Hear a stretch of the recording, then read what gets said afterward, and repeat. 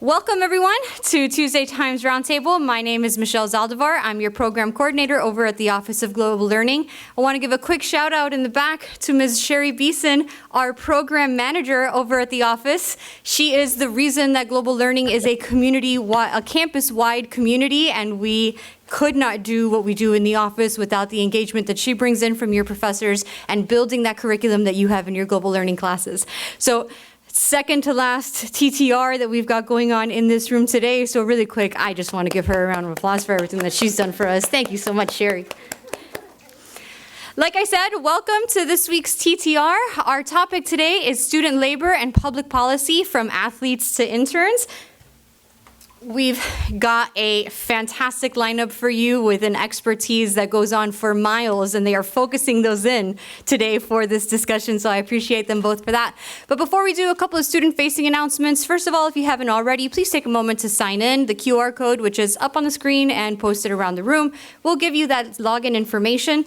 If you are a GL Medal student, you're a Global Learning Medallion student, make sure you take a screenshot of that confirmation page for your sign-in so that you can put it on your points log, because TTR is absolutely always and forever 1 point for our Global Learning Medallion students. If you want to learn more about the Global Learning Medallion or any of the other student-facing programs that we have at the Office of Global Learning Initiatives, including PC Prep and the Millennium Fellowship Cohort, please feel free to reach out, glmedal@fiu.edu, or hang out after today's session. Sherry and I are here to answer any and all of your questions. In order to read, I skipped over this part, didn't I? Every TTR is inspired by a New York Times article, and in order to read this week's article, you can go to go.fiu.edu/TTRMAR15. If you're there and you've hit that paywall, I've got you.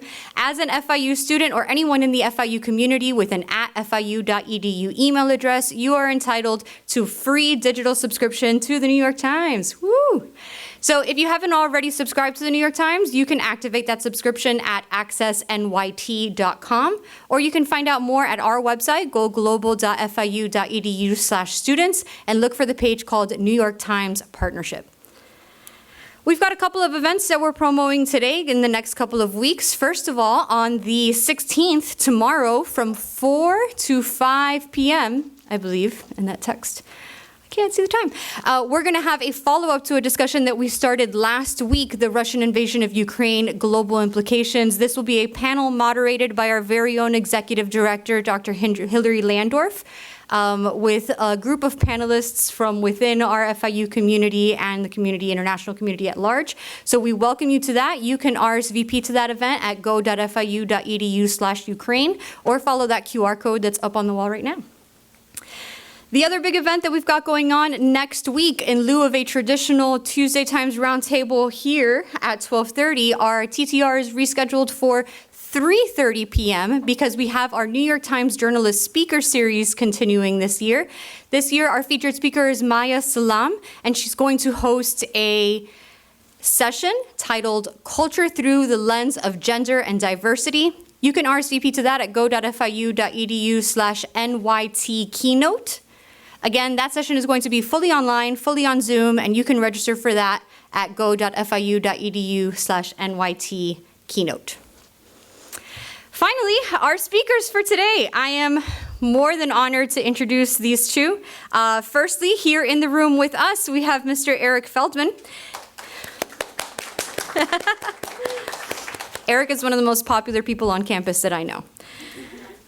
He is the Associate Director of FIU in DC and currently leads the Talent Lab, which trains the FIU community on the workings of the federal government and policymaking. But in joining us here today, he's coming back to his roots here at FIU. Before this role as Associate Director, Eric managed many of the OGLI programs, including the Medallion, PC Prep, and this very event, Tuesday Times Roundtable. So I'm kind of stepping in his footsteps here. Eric continues to empower students through his programming with FIU in DC, including the fly-in seminars, internships, and his Impact series. Eric has also supported DC and Miami-based nonprofits in an advisory capacity, including Pay Our Interns, Electo Foundation, and the CWS Miami Immigrant and Refugee Program. He has published works on topics related to higher education, including virtual internships and publicly engaging scholarships. which is the expertise that he's bringing to us today. Also with us live via Zoom is Dr. Joy Blanchard. Hi, Dr. Blanchard. Dr. Blanchard is an associate professor with the School of Education in Louisiana State University. Dr. Blanchard's research focuses on higher education law, primarily issues related to intercollegiate athletics, negligence liability, and student safety, and faculty rights. She has served as a faculty member here at our very own FIU, a member of the Board of Directors of the Education Law Association, and their National Conference co-chair in 2018. Joy serves on the editorial board of several scholarly journals, including the Journal of Student Affairs Research and Practice. Prior to joining the faculty at Louisiana State University, Joy served as Assistant Dean of Students at the University of Louisiana at Lafayette and held positions in residence life, student conduct, service learning, and student activities. She also has published a pretty extensive list of works, specializing specifically in the legal and political sides of student experiences on campus, especially as it deals with athletics. Thank you so much for bringing your expertise to our session today. And I hand it off to Mr. Eric Feldmen. Cool. Thanks for that. It's so exciting to be here. Today's session is not an info session on what FIU in DC is or how to get a DC internship, but I want to make sure that you know that these resources exist. So we call our program the Talent Lab, as you heard in my introduction. We've been working very hard to relaunch our DC Ready online course where you can learn the basics of how federal government and policy works and earn a badge for it. We do have our 3-day fly-in seminars, and I know some of you in this room are participating in our fly-ins this semester. And we have our Hamilton Scholars program where we have several current and former Hamilton Scholars in the room right now, where you not only intern in DC, but you take a course together, do a project together. It's a great time. So the ending slide has the talentlab.fiu.edu website, but I hope that you all end up participating in some of it. And let's say you have nothing to do immediately after this, or you do have something to do and you want to not do that thing. Some of our former DC interns are back in this room at 2 o'clock, and I'm hoping to have kind of former interns, future interns, hearing from former interns about what interning in DC is like. I've ordered for that $150 worth of coffee, which presumably shows up there at some point between the sessions, and you're welcome to stay for that as well. That's open to everyone. We do need to make sure that things that are said are spoken into the microphone so Dr. Blanchard can hear. So if I ask like a quick, hey, is anyone intern sort of thing, I'll make sure to repeat things. But then later on, if we ask more substantive Q&A, we'll make sure you get a microphone as well. But my portion is going to be about internships. Dr. Blanchard is an expert on student athletes, so I kind of have to know. And I'll ask if you introduce yourself by name too to all of your peers when you say something. Who here, by show of hands, and I know some people, who here by show of hands has had an internship? It doesn't have to be DC, any internship, if you've done one, if you've done an internship. And then would anyone like to share if it was a paid or unpaid internship, first and foremost? And introduce yourself to your peers too. Hello, my name is Wendy Metro, and I did an internship with the city of Miami Gardens. It was actually unpaid. Okay, so Dr. Blanchard was an unpaid internship with the city of Miami Gardens.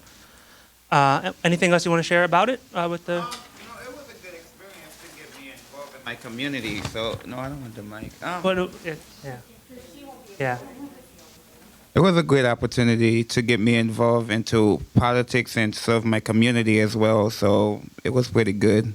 Okay, so sometimes City of Miami Garden. Cool. So that's good to have the perspective of an unpaid internship that was a good one, and perhaps sometimes when they're closer to home, they're more reasonable to do. I want to hear from paid interns too, but let's keep going with the unpaid intern theme. Any other unpaid?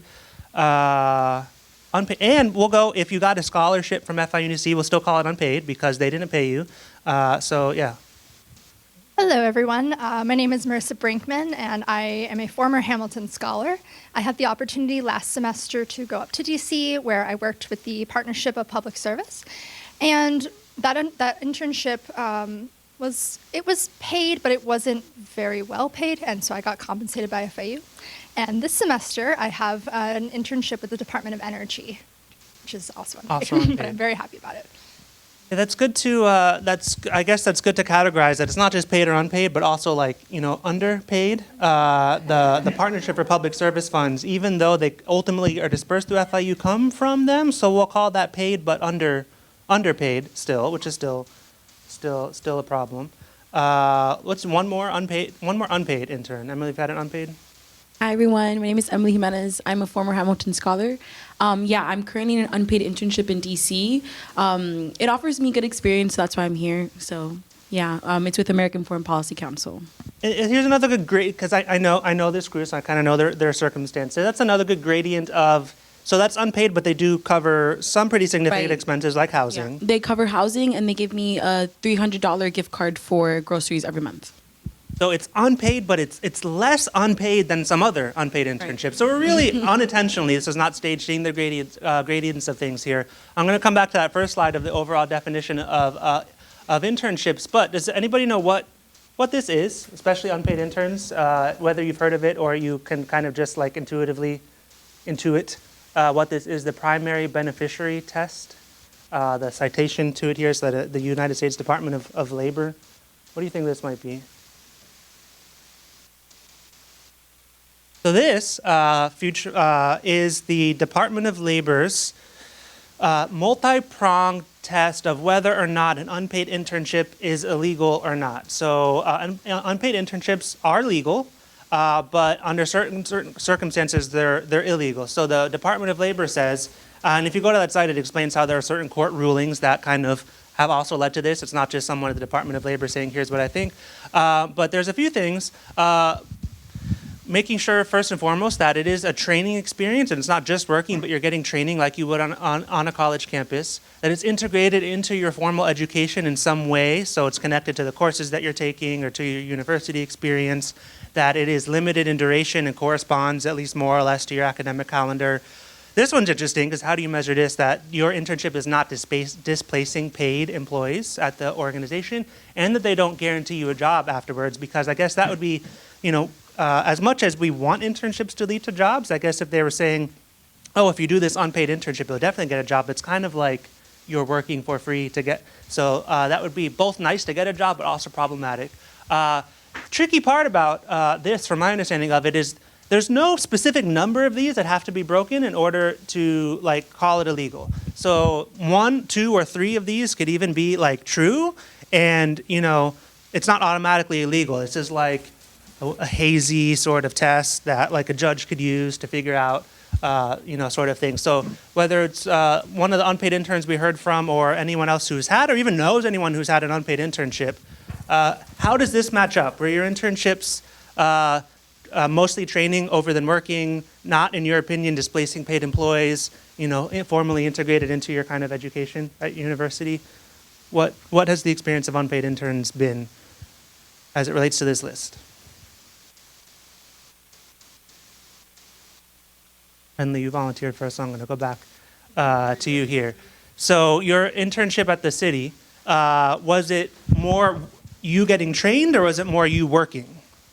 It was more me working. Okay. I think they were using me to get, they were understaffed. Okay, so they were, so that could say the other one, Dr. Blanchard, he's saying he thinks that they were understaffed and using him for some labor there.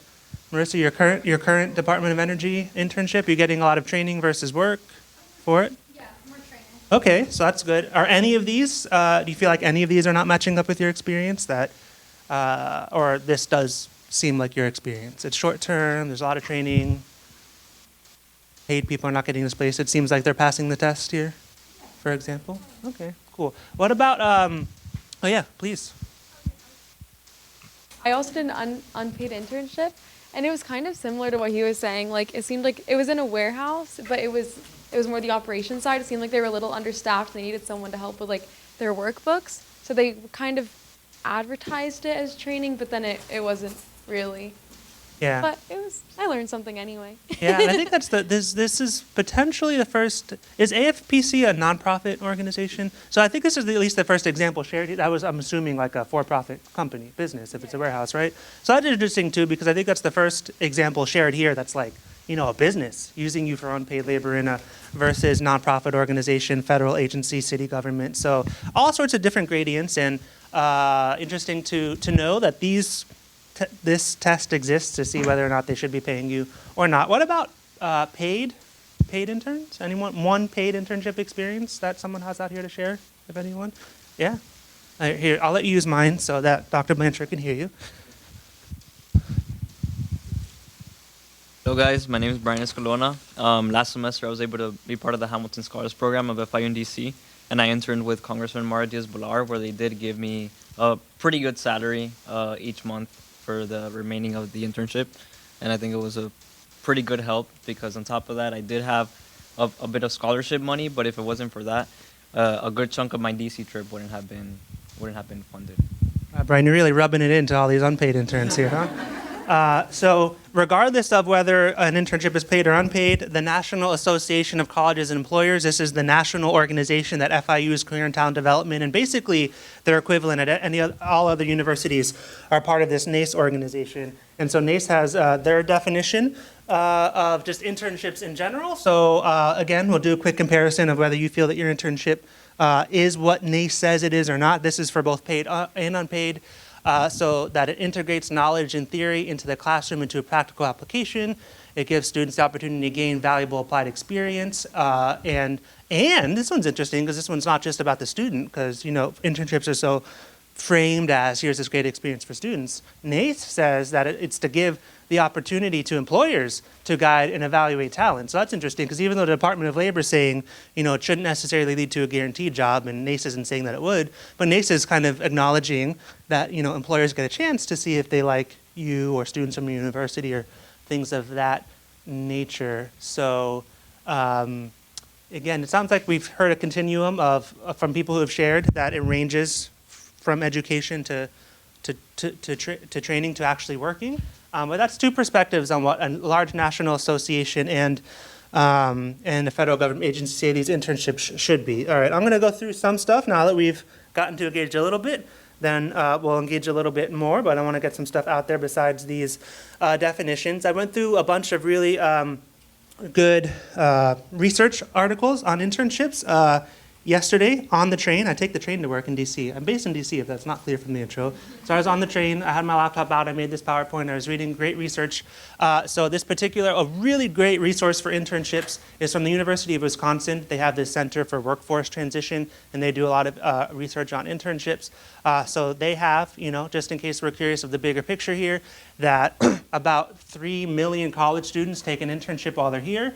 And then estimated anywhere between 30 to 58% of those are unpaid. So, we'll just narrow that down to half-ish. So a lot of people are doing internships, a lot of them are paid, and a lot of them are unpaid. But there are some really important gaps here because if there are certain, whether it's identities you have or fields you want to go into that have different opportunities, then that's, something that should be resolved, in my opinion. So it shouldn't be too surprising, even though it is sad, that things like business, engineering, and STEM tend to be more paid, and things like education, arts, humanities, nonprofit, government tend to be unpaid. And then so business, if they want to be part of this category and paying you here. But there's also outside of that, gender and racial gaps. I think gender gap was a little more stark, where I think these are the percent of people that in that category who had an unpaid one. So 46% of women had an unpaid one versus men, which is only 24. Hispanic and white individuals were tied at 56, but black individuals at 63. So, that's no good because we kind of want equal opportunity across all of these sort of sectors. Also, another interesting thing here, and I know Dr. Blanchard would find this one interesting because I took her higher ed law class when she taught at FIU. Really, there's a lot of lack of legal protections. When you're an unpaid intern, in most jurisdictions, it could vary. DC has now added a slight little protection in the law. If you're an unpaid intern, you're not an employee. So any protection that an employee has vis-a-vis sexual harassment and anything of that nature, retaliation, you don't have. So that's really no good.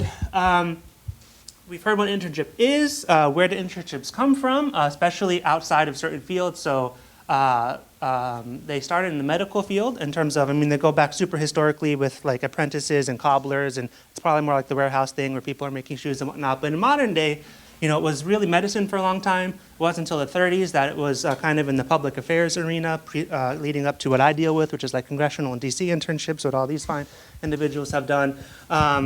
I didn't realize that internships in Congress used to be paid. So I showed up to FIU and DC in 2018, and it was just in 2018 that the congressional office started having money to pay their interns again. So Senate offices get $50,000, House of Representatives offices get $20,000. That doesn't mean every intern gets paid, because an office could have 6 interns a semester, 3 semesters, you divide 20,000 by that, and they don't have money for everyone. But at the time, I was like, this is a big deal, because they were almost all unpaid. And then I learned that from 1973 to 1994, all congressional internships were paid, and if you adjust for inflation, interns are making $22,000 a year. So it's nice to see that it's coming back a little bit, even if I don't even think it's quite back to where it was before kind of some budget cuts there.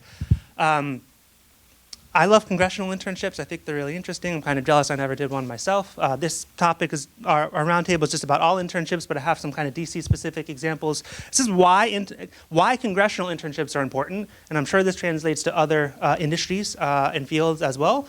So 60% of congressional staff members were congressional interns. So that's all you need to know that kind of an intern, we don't want to call it a prerequisite, because 40% of people weren't.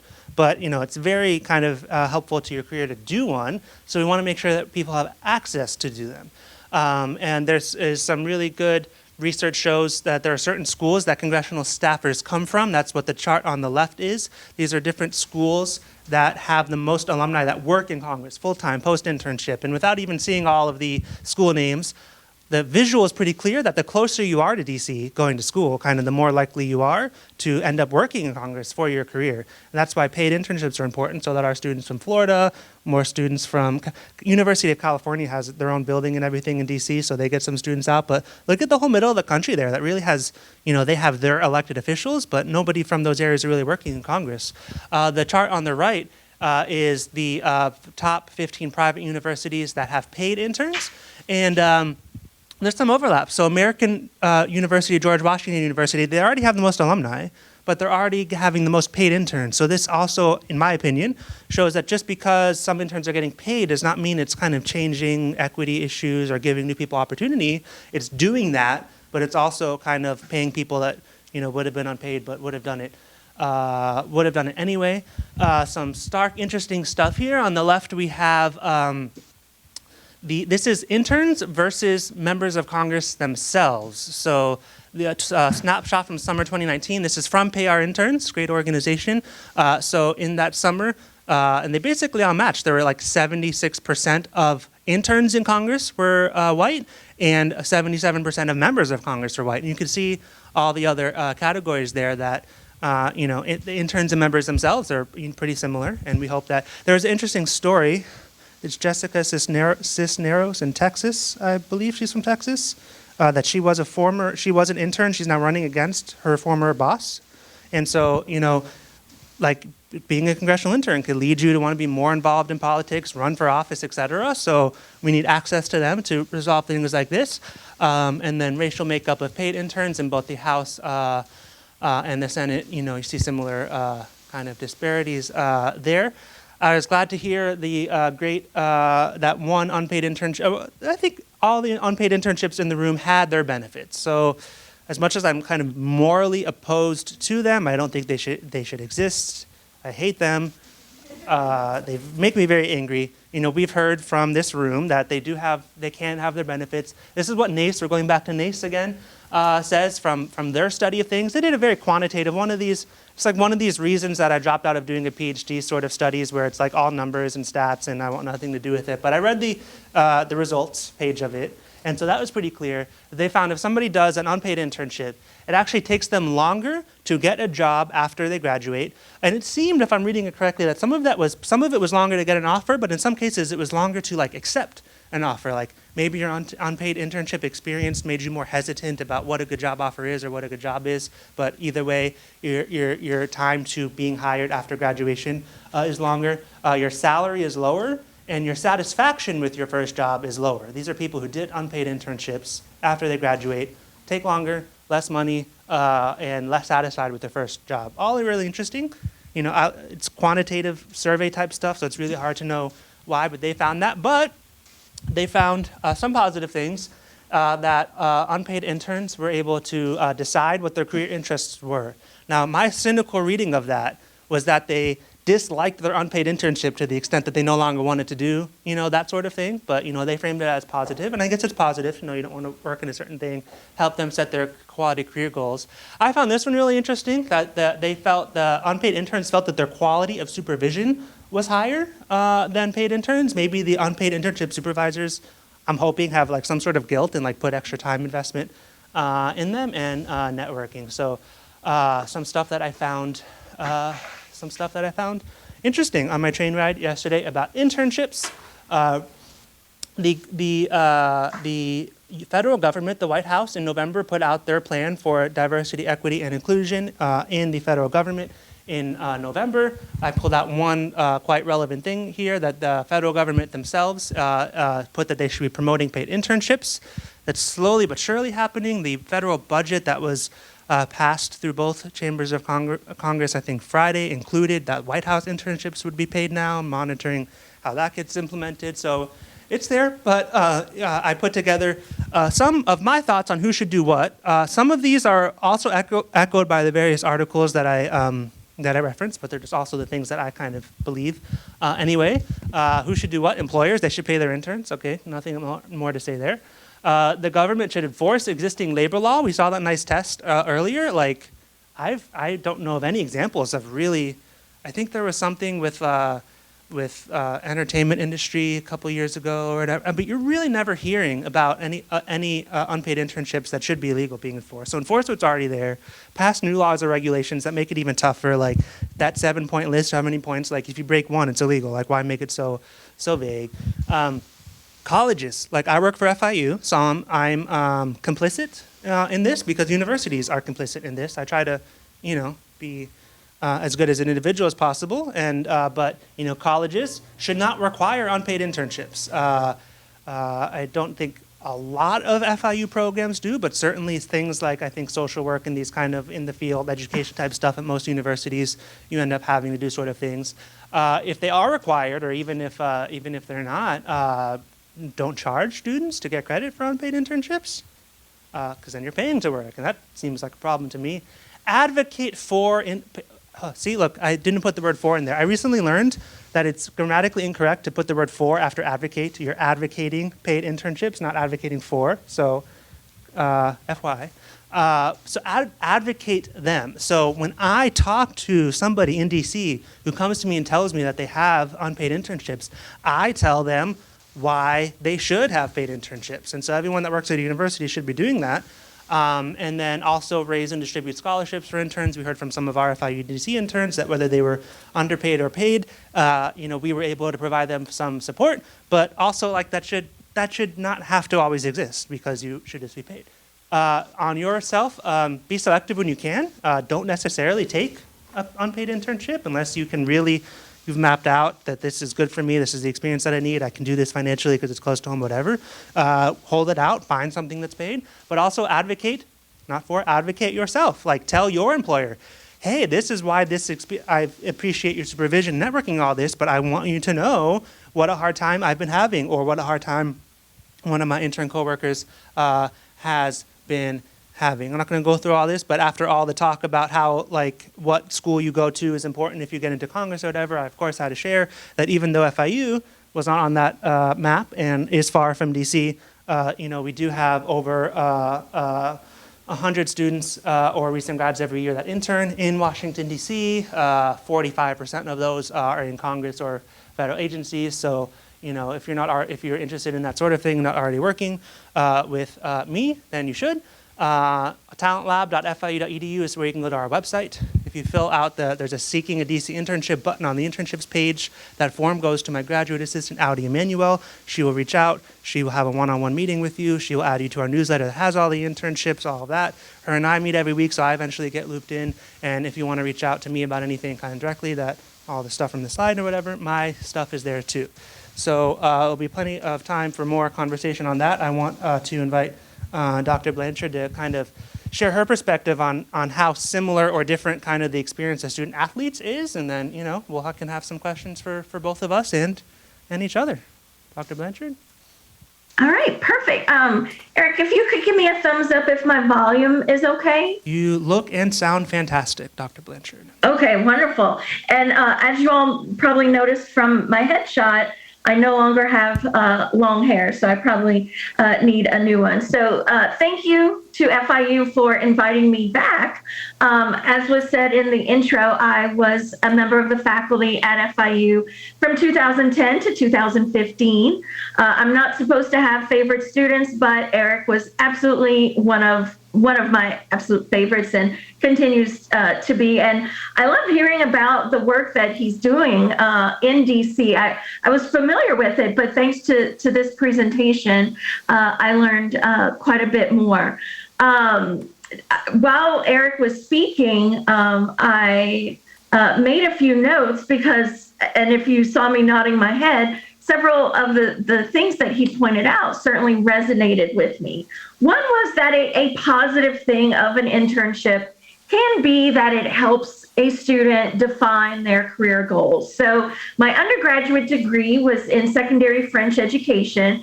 So as is true of pretty much all that I'm aware of teacher preparation programs, those students are required to do an internship via student teaching. So I had an internship in my undergraduate experience, and then in my master's program, which was in higher education administration, I pursued that at Florida State University. We were required to have 3 internships.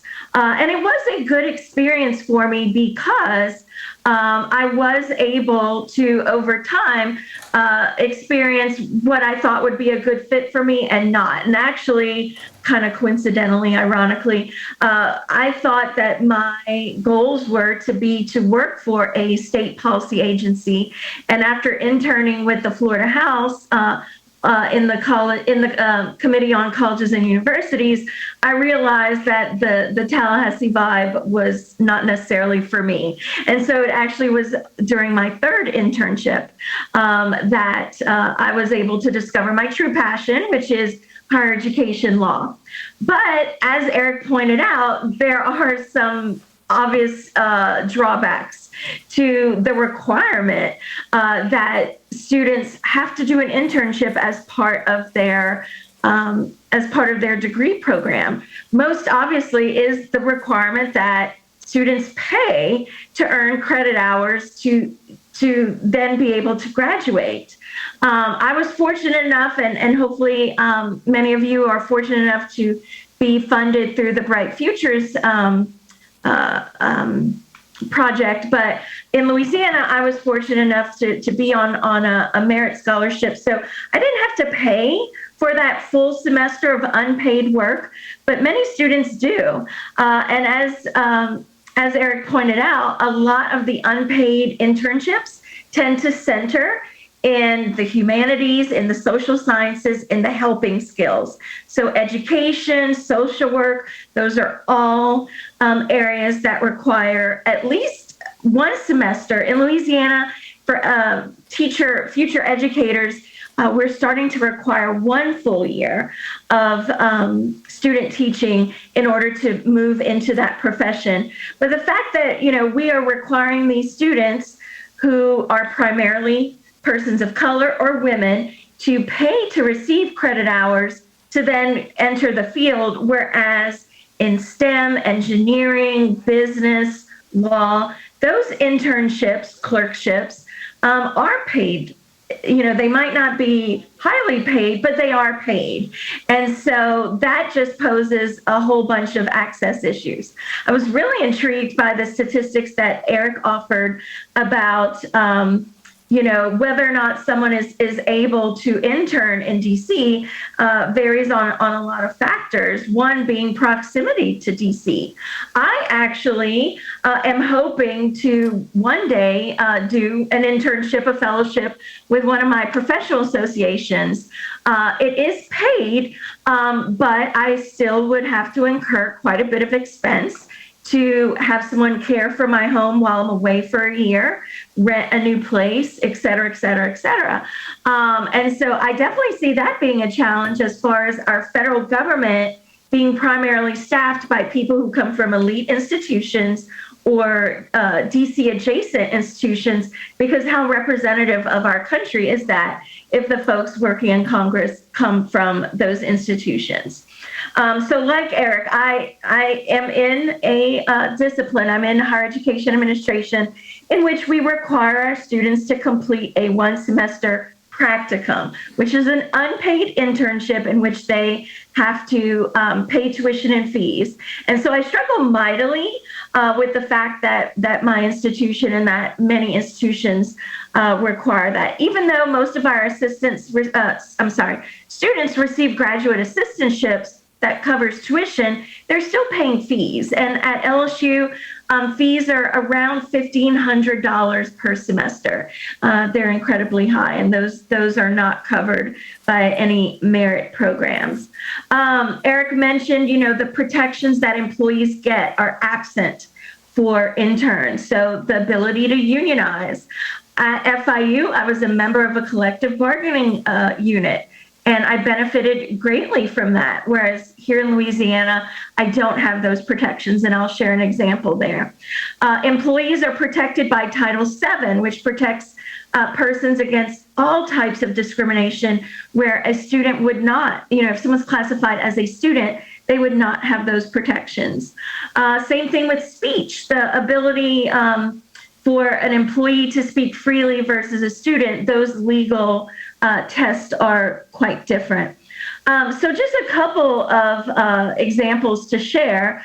So one of my many odd jobs that I've had in my life was I was the personal assistant, quote unquote, to a friend of mine who was a quote unquote NFL agent. He had one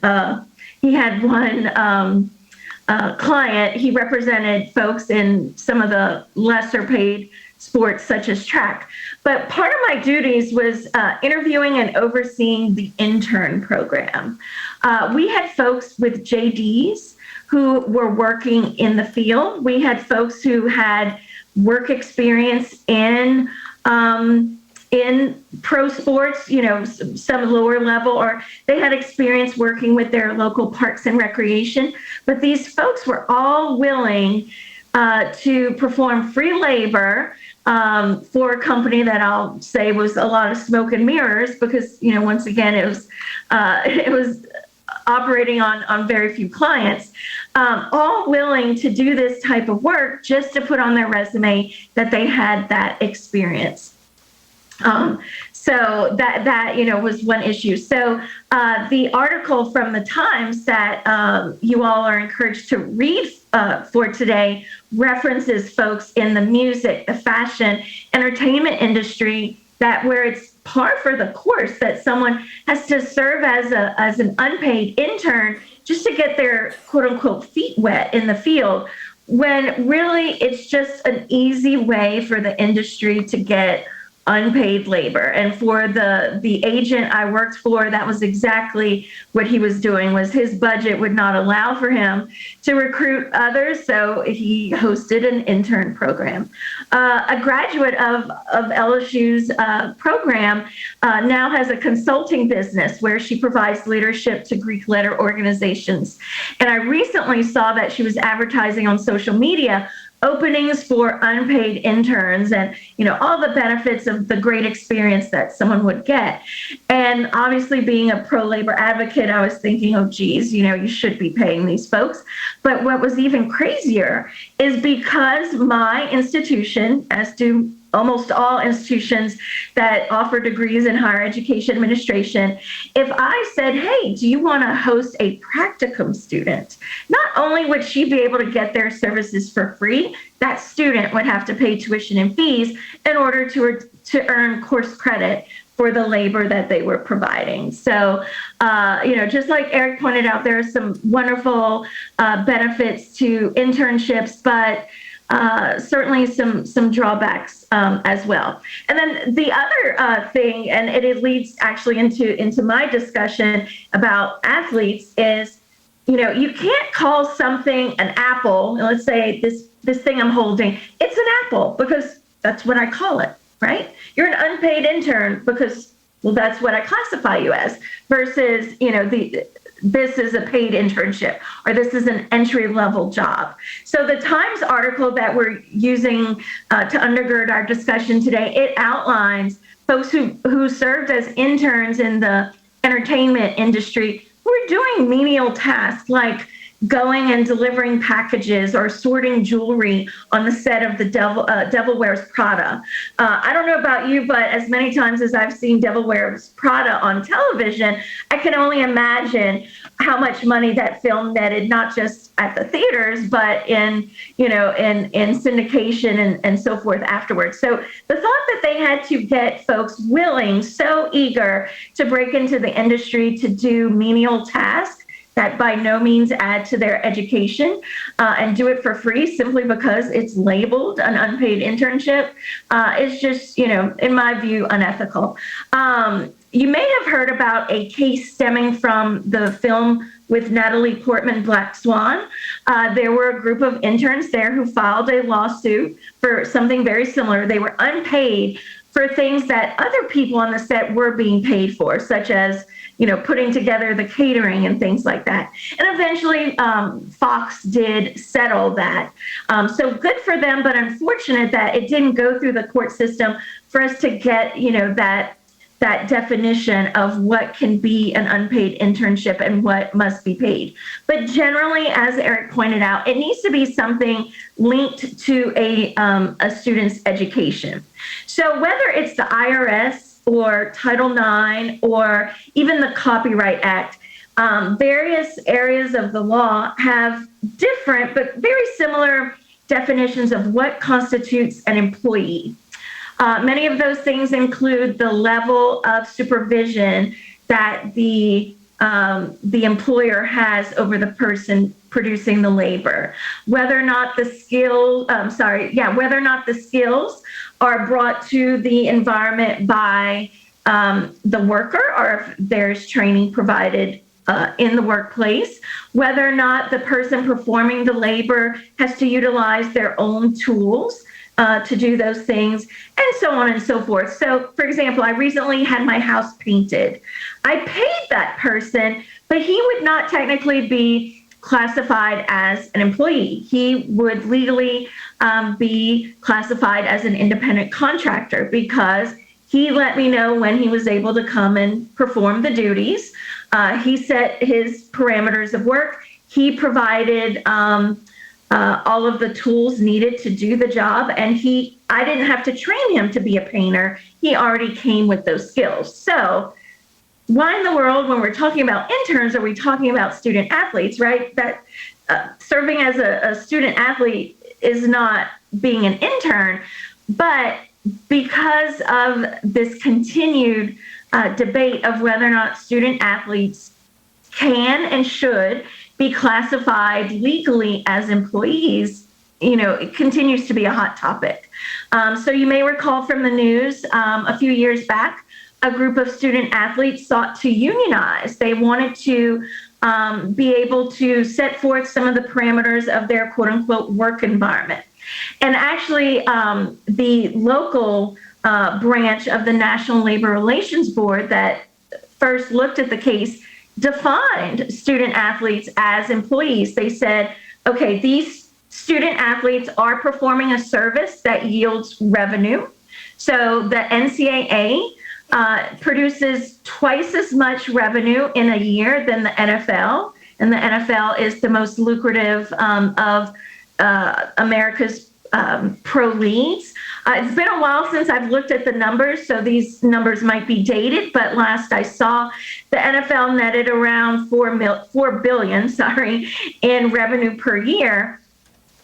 And the NCAA, March Madness is about to begin. That alone is a $1 billion event. The NCAA itself would net about $8 billion in a year. So the service that is providing yields revenue for the employer. The tremendous amount of control that the university exerts over the lives of student athletes, not just, time in practice and time traveling for games, but control over the types of classes, when they can enroll in classes, when are they free to leave campus, et cetera, et cetera. Obviously, student athletes can't perform their job without stadiums and equipment, and all of those things are provided to them by the employer, the university. So that decision was appealed, and the Federal National Labor Relations Board didn't decide one way or the other. They just said there would be so much upheaval in college sports if we did that, because our ruling would only apply to private institutions. Public institutions are governed by their respective state labor laws. It just would cause too much chaos. So the issue kind of died. There have been numerous challenges in court brought by student athletes as to whether or not it would violate antitrust law to limit their scholarships to just tuition, fees, room and board, and books. And that's currently where it stands. The revenue producing subsection of Division I has been granted latitude to set some of its own regulations. And so in those instances, you might see student athletes, getting the 4-year scholarship versus the 1. But by and large, student athletes are capped at that type of compensation, right? And our antitrust laws say that you can't artificially suppress the ability of someone to capitalize on their labor. Another instance that you probably have heard about from the news was the name, image, and likeness. That went through the court system. There was a basketball player from the 90s who, fast forward to the 2000s, was prominently featured in the EA Sports video game. And so he sued because student athletes, when they sign on, they sign in perpetuity forever to relinquish the rights to their name, image, and likeness. So if you or I appear on a billboard or a commercial, or nowadays Instagram, promoting a product, we certainly can receive compensation for that. But because the NCAA said so, these student athletes would not be able to. So because the NCAA recognized that there would probably be more litigation that they would have to defend, and because public sentiment around that was changing, and because several states have enacted laws saying student athletes should be able to benefit from their name, image, and likeness, the NCAA has started to loosen up on that. They still have reserved the right to down the road enforce some restrictions, but for right now, they're still testing the waters there. And then finally, what happened in, last summer was the U.S. Supreme Court heard a case named Alston versus the NCAA, in which a student was challenging the ability to be compensated for things that fell outside of the typical athletic scholarship. So things such as musical instruments, study abroad, internships, right? If someone is a government major and wants to spend a semester away in DC, would they have to foot the bill themselves if they were a student athlete? And so the Supreme Court could only narrowly decide what was in front of them, but they unanimously decided that the Supreme Court could not, under antitrust laws, limit that type of compensation. But in a dissent, in a concurring opinion, because all 9 justices voted in favor of the student athlete, Justice Brett Kavanaugh wrote an incredibly, what I would say, persuasive argument, but also a damning argument of the NCAA. And I'll quote him here. He said, "Nowhere else in America can businesses get away with agreeing not to pay their workers a fair market rate on the theory that their product is defined by not paying their workers a fair market rate. And under ordinary principles of antitrust law, it is not evident why college sports should be any different. The NCAA is not above the law." And he went into this very long series of analogies. Is, a restaurant could not get away with not paying its chefs because, you know, our customers prefer to eat food that is cooked by those who do it just for the love of cooking, right? In no other industry can folks do that. I said earlier, right, this is an apple because I call it an apple. So at my institution and at a lot of institutions, faculty are not compensated for advising dissertations. It's labeled service because they label it that. Whereas if a student is enrolled in any other course for credit, I receive compensation.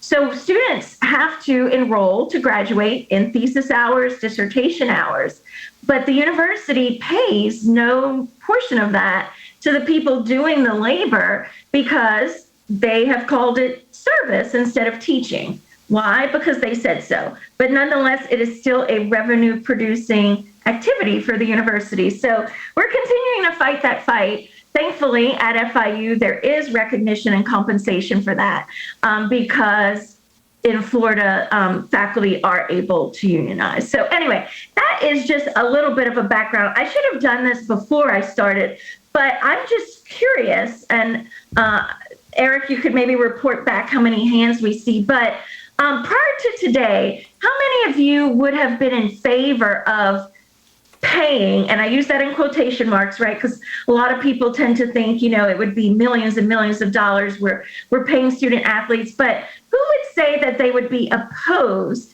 to paying student athletes? And we certainly hear that narrative of, oh, well, they're getting their college paid for. They should be grateful. That's prior to hearing from Dr. Blanchard. If you, before all of this, would you have thought, oh, they don't need to be paid? It's okay to admit that you thought it beforehand if you want, and now, but. And I probably used to think that as well. Eric pointed out a really interesting thing that I forgot to mention was, you know, it's illegal to have an internship if it's a quasi-requirement of entering the field. So the NFL has a requirement that, you know, no person can go straight in at 18 years old. They must be at least 3 years out of high school before being drafted. Now, it doesn't say you have to compete in NCAA athletics, and there's been a handful, if that, of examples where folks did not. But let's face it, to get in the NFL, you need that exposure from the NCAA, which is providing free labor to your institution. I come from an institution where our coach is on a $10 million a year salary, yet the team only produces $90 million in revenue. So find an industry where the CEO makes 10% of the net revenue. You probably won't be able to find one, right? And so, you know, that narrative of, oh, well, the coaches deserve it because they bring in so much money, and the student athletes don't deserve anything beyond the scholarship because they should just be so grateful that we're giving them this chance. If we look at the legal definition of employees, more and more courts are starting to say, they kind of do look like employees. And it violates antitrust law to say that we can't fairly compensate them for the labor. Well, Dr. Blanchard, there was one hand up for somebody who thought that before this, that athletes didn't necessarily need to be paid. And he was the intern who was the highest paid of all the interns who talked earlier. I just thought I should. Well, we won't hold that against him. Sorry, Brian. So I guess after, well, we did this with interns too, so I should ask, is anybody here is or has previously been a collegiate athlete who would want to share an experience related to this like our interns did? I don't know if we have in the room or not, but okay. Then, so we heard the beforehand poll. Now that you've heard all of this, any either reactions to the student athlete question or questions that you might have, for Dr. Blanchard or me on the intern front? We will come to you if you have reactions or questions. I know we're running close to the end of our time, so I say we just open it up to any and all questions any and all and discussion. Yeah. Okay, hi, Melanie. So I guess it fell under athletics. I used to be a Dazzler way back when, and we were only compensated for our books, yet we were expected to go to every single basketball game, every football game, every tailgate, every alumni event, and we were only compensated for books. I got burnt out real quick my freshman year. So I can't imagine, and that was just spirit squad. So imagine being an athlete that is, constantly going to games. Perfect example, big fan, even though I'm here at FIU. Love FIU, by the way. But everyone would go to the games at and be yelling Duke when he was there because Duke Johnson was there. People were going to the games and wearing his jersey. So they saw a lot of revenue because he was there. And I know he didn't get any of that revenue, the school did. And I just can't, it's not fair. I mean, yeah, it's nice to get your books paid for. Those are expensive. It's nice to get your housing or whatever as an athlete. But I could speak to football players and basketball players. Sometimes all of them, all they get is their college experience because some of them get so burnt out or so injured that's it. That's it for them. So, in that space and that when you think of it in terms like that, they deserve some type of compensation. Okay. Yeah, that's an incredibly relevant kind of related to the athlete. Other people who need to be shown in the athletic space for that. Yeah, questions, comments, concerns? And it could be, I think we should open it up to question comments about all types of all the above. internships. I know Eric has certainly convinced me, if I wasn't already, that all types of labor should be compensated. Hi, my name is Renaldine. I know a lot of athletes that are in FSU, just all around the world. I just want to mention that sometimes they have to uproot where they are to move to these colleges, and majority of the time they can't work as well. So they're spending a lot of time training, practicing to play the sport, but they don't have time to, work. So if they need like a new phone or anything, that is money that they have to save up or their family have to give to them. So they can't. I'm always a supporter of that because if I didn't know my friends, I wouldn't have known this. But I just want to mention that they don't work besides training and practicing and going to the games. And that's a comment that I think goes to both sides, the intern front too. Oftentimes interns either don't work or they do, and then you're way overextended. Yeah, I mentioned earlier this fellowship I'm very interested in DC, working with educational policy. And the thing that's preventing me from applying is, even though it's paid, is that I'm going to have to uproot. I'm going to have to figure out what to do with my home for a year, who's going to take care of it, pet placement, parental care, all of those things that I'm saddled with. So it is true that folks who are, in DC or have more money are more easily able to get those opportunities. So my question is, if they get paid, how much would they get paid? And if they get paid minimum wage, would they lose also their tuition and their money that they go through books? And what's the plan? That's a great, it really is no plan, right? Just like if I go to Walmart versus Target, the starting salary is different. So it's market rate. And the laborers as employees will be able to market their skills based on who's going to pay them the best. And those institutions that don't pay well might eventually see that not enough folks might want to labor for them. But by receiving some type of extra compensation beyond the scholarship doesn't preclude the institution from giving the scholarship, right? I mean, right now the NCAA, just because it says so, says a student athlete can't receive a stipend. So when I was a graduate student, trust me, the work I did not yield any attention or revenue for my institutions. I got free tuition and I got a $20,000 a year stipend. And I maybe worked 20, on paper it was 20 hours a week.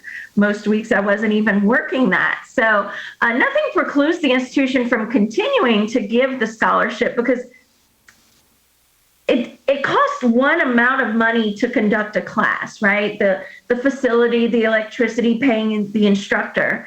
So if I have 5 students in a class or 500, it costs LSU pretty much about the same amount of money to run that course. So they're not, when they give a scholarship, they're not necessarily giving money away. They're not losing it. They're just allowing someone to sit in a class that was going to occur anyway, allow them to sit in it for free.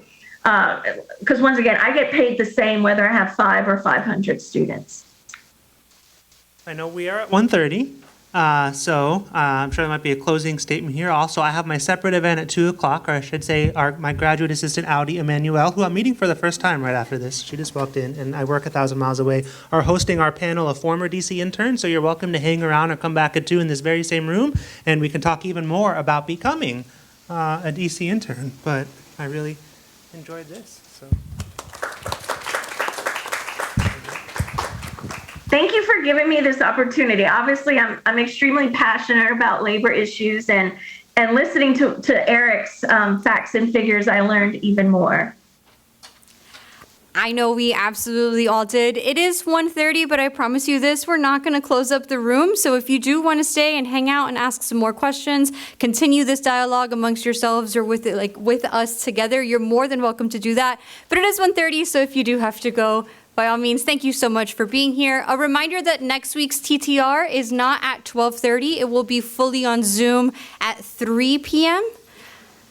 3 p.m. So it's going to be our New York Times speaker series, fully online. I'll be here just in case anybody does come by, but we won't be in the room. It was an absolute pleasure to have you both. Thank you so much for all of the knowledge and expertise that you bring to us, and I hope you enjoy the rest of your day.